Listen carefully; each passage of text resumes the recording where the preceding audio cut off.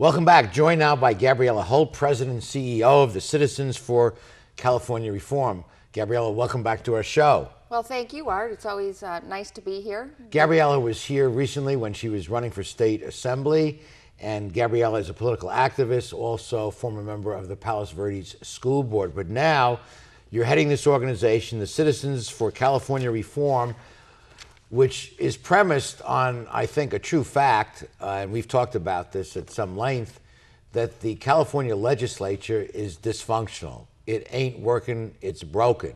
And there are a lot of plans afoot to address this problem.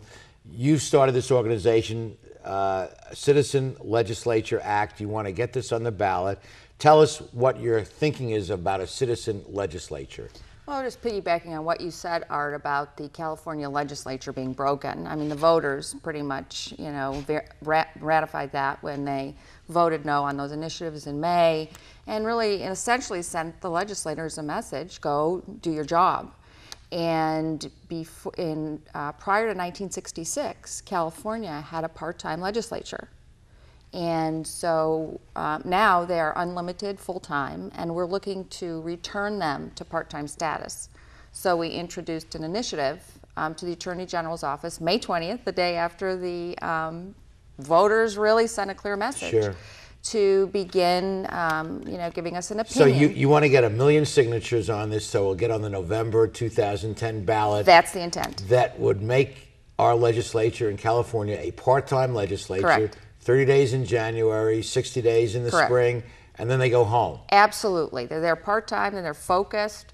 Your job is to set the budget priorities and let the executive branch manage the affairs of the state and the people. Let me just quote Mark Twain, who has his thought of the month in our current Straight Talk Reporter, and the quote is, "No man's life, liberty, or property is safe while the legislature is in session." That's Mark Twain. That pretty much sums up. Gee, Art, just joking, but there's an element of truth there. But that is true. If the politicians are right now, as they're can assemble, it's full-time, unlimited. So they only spent in the last 2 years 130 days actually in session, conducting the people's business. The rest of the time was spent fundraising and other things. And you've pointed out that the California legislature is the highest paid in the nation. I didn't know that. $116,000 a year plus $139 per diem that adds another $30,000 plus a car allowance. So these people are paid a lot. At $116,000, the next highest state is $79,000, which is Michigan, which is not another example of a well-run state either, I might add. Well, we're a full-time unlimited legislature is really the exception than the rule. Most of the states in the nation have some form of a part-time legislature. Wow. So your thinking is if they're part-time, they can do less damage? That's the thinking. I mean, like Mark Twain said, the less time they're spending under the dome, the less damage they can do that floats down home. Now, when the Republic was founded, the idea was citizen legislators, farmers, they would go for a few months, come back and tend to their farms, but we've developed a professional political class that make a career out of politics, which is not exactly what we want. Well, in 1966, when we were full-time and we were part-time and went full-time, the following year, the legislature's expenses doubled.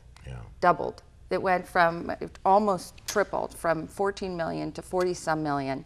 And now it's nearly $500 million. Well, to me, the problem is not just the expense of the salaries and staff, but it's the decision-making process, which seems to be warped by special interest groups. And of course, as we both know, the legislature is composed of liberal Democrats and conservative Republicans at loggerheads. You need 2/3 to do anything, budget or taxes. Right, exactly. And so we're at stalemate. And the state's in deep trouble, and no one really knows how to handle it. Well, that's the question. As they spend more time in the session, and they spend more time in Sacramento, not even just in session, the more money is spent and the bigger the deficit. So it's inverse. So you think this part-time might be one of the real solutions? Absolutely. I think they need to get focused, redirected to what a legislature, is supposed to do, who they represent. Let the executive branch do what they need to do, rather than this partisanship stalemate where they pass a bunch of silly bills, which we've heard about, some of them like the Blueberry Commission. Okay.